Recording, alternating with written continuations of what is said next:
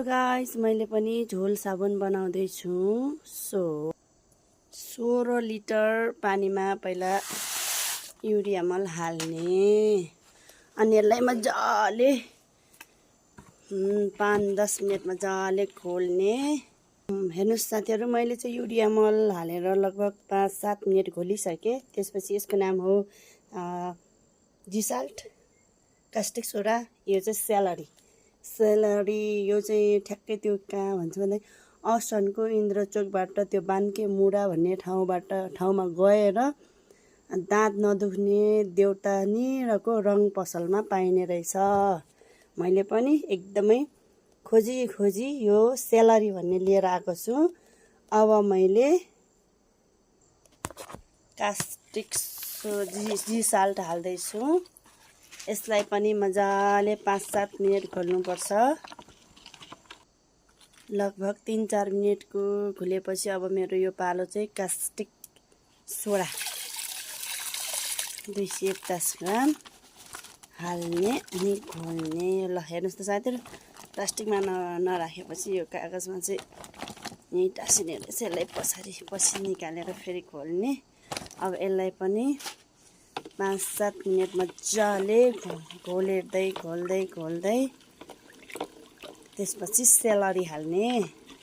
अनि यो मलाई पनि थाहा थिएन साथीहरु, यसरी झोल साबुन बनाउँदा चाहिँ हामी यो सम्भवतः प्राय सबैको घरमा साबुन सरफमा चाहिँ हामी धेरै नै पैसा हाल्ने गर्दै रहेछौँ।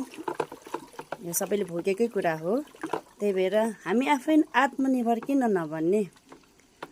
अहिले त युट्युबमा पनि सबै भिडियो हालेको हुन्छन् झोल साबुन बनाउने सबै। त्यही भएर हामी पनि आफै आत्मनिर्भर बन्ने।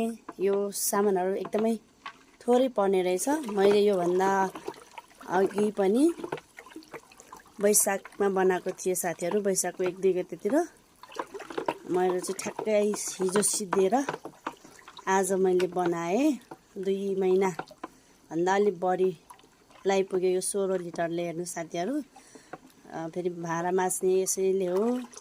लुगा धुने पनि एकदमै सफाले जाने रहेछ। म चाहिँ यो झोल साबुनदेखि धेरै राम्रो लाग्यो। त्यही भएर फेरि आज बनाउँदैछु। भिडियो चाहिँ लामो होला। अहिले चाहिँ अब यो 5-7 मिनेट घोलेर पछि सेलरी हाल्ने।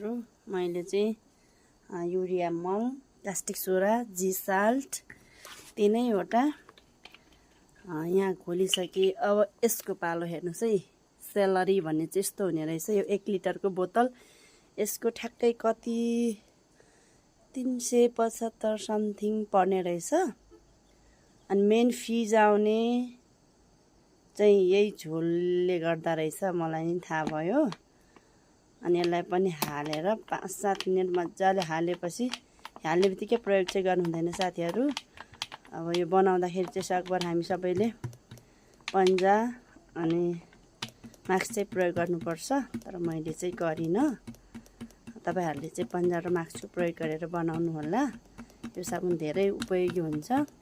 हामी सबै गृहिणी महिलाहरूलाई धेरै उपयोगी हुने साबुन हो। त्यही भएर सबैजनाले बनाउनुस्, आत्मनिर्भर बन्नुस् भन्न चाहन्छु।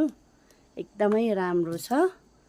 अब यो भोलि हामीले यो बनाइसकेपछि चाहिँ ठ्याक्कै 24 घण्टा राख्नुपर्ने हुन्छ। 24 घण्टा राखेपछि मात्र यसको प्रयोग गर्नुपर्ने हुन्छ। यसलाई मजाले घोलेर पछि यो बाक्लो हुँदै एकदम बाक्लो बन्छ। अनि बाक्लो बनेर चाहिँ आफूलाई कति क्वान्टिटीमा चाहिन्छ त्यही अनुसार, लुगा भाँडा कति छ त्यही अनुसार चाहिँ हामीले यसलाई थोरै झोल लिने। यसमा अनि पानी मिसाएर मजाले माझ्दा हुन्छ। एकदमै राम्रो छ यो झोल साबुन। त्यही भएर सबैलाई बनाउनलाई अनुरोध गर्दछु। झोल साबुन एकदमै राम्रो। आत्मनिर्भर बन्नुस्। हेर्नु साथीहरु, अब यसरी यो बाक्लो हुँदै यसले नै हो क्या फिस। अहिले अलि घोल्नलाई पुगेको छैन, त्यही भएर अलि बाक्लो भएको छैन। भोलि पनि बाक्लो भएपछि ठ्याक्कै 24 घण्टा पछि तपाईहरुलाई फेरि कस्तो बन्यो, कतिसम्म फिस आउँछ देखाउँछु। धन्यवाद।